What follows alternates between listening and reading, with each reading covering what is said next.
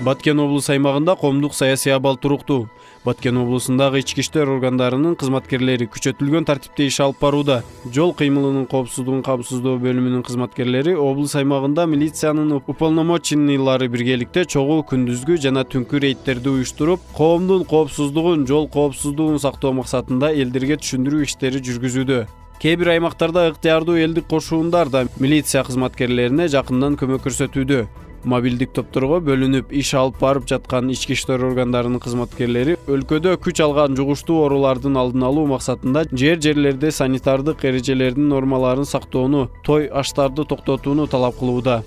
Баткен облус аймагында Кыргыз Республикасынын бузуулар жөнүндө кодексинин 293 беренесинин ыйгарым укуктуу органдын чечимдерин, аныктамаларын, тескемелерин же талаптарын аткаруу тартибин бузуу негизинде 155 протокол толтурулуп, 46500 сом айып пул салынган.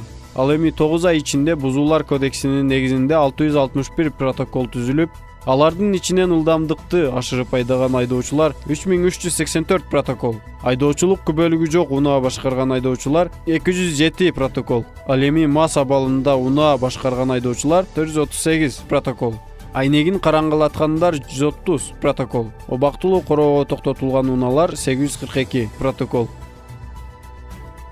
Бекбол Бакыт уулу, Салам медиасы.